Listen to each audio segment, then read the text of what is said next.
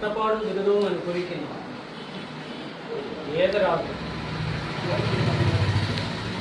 അദ്ദേഹം അതിന് വേണ്ടുന്ന കാര്യങ്ങൾ പൂർണ്ണതയിൽ എത്തിക്കുന്നതായി.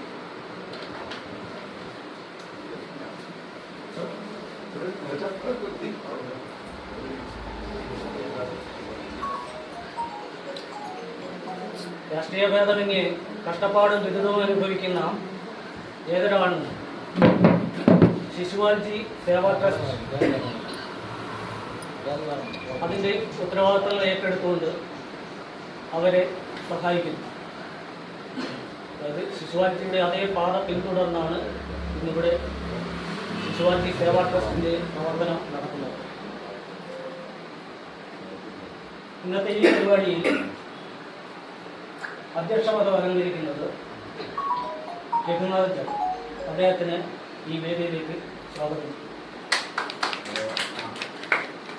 ഇന്നത്തെ അനുസ്മരണ പ്രഭാഷണങ്ങൾ സ്വാമി ഡോക്ടർ ഭാർഗവറാവ് ചെങ്കോട്ടുകോണം ആശ്രമം.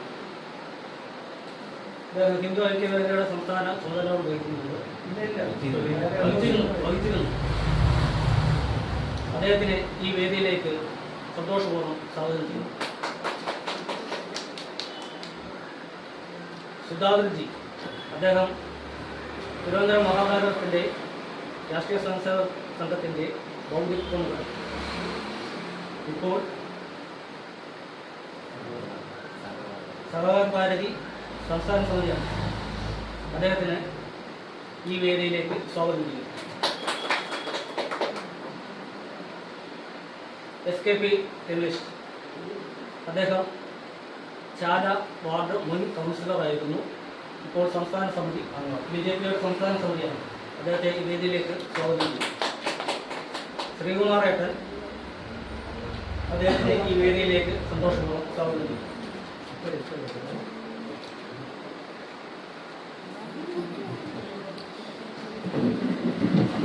നമ്മൾ ഈ പരിപാടിയിലെ അധ്യക്ഷപദം അലങ്കരിക്കുന്നത് നമ്മളിവിടെ ഏവർക്കും പരിചിതനായ നമ്മളെ എല്ലാവരുടെയും വലിയേട്ടനായ ഈ നാട്ടിലെ വളരെ പഴയ കാലത്ത് 1969 നമ്മുടെ സംഘപ്രവർത്തനം ആറന്നൂരിൽ ആരംഭിക്കുമ്പോൾ ശാഖയിലുണ്ടായിരുന്ന ശ്രീ രഘുനാഥ് ചേട്ടനാണ്. ചേട്ടൻ ടൈറ്റാനിൽ നിന്ന് റിട്ടയർ ചെയ്തു.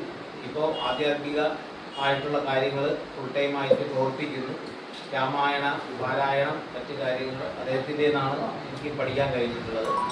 അപ്പോൾ അദ്ദേഹം അധ്യക്ഷ ആയിട്ടൊരു 2 വാക്ക് സംസാരിച്ചതിന് ശേഷം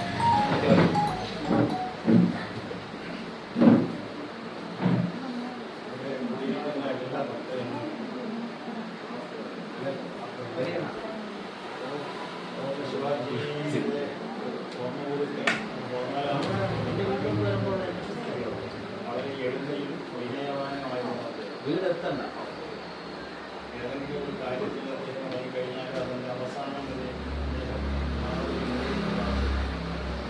സേവന സാധനങ്ങളുടെ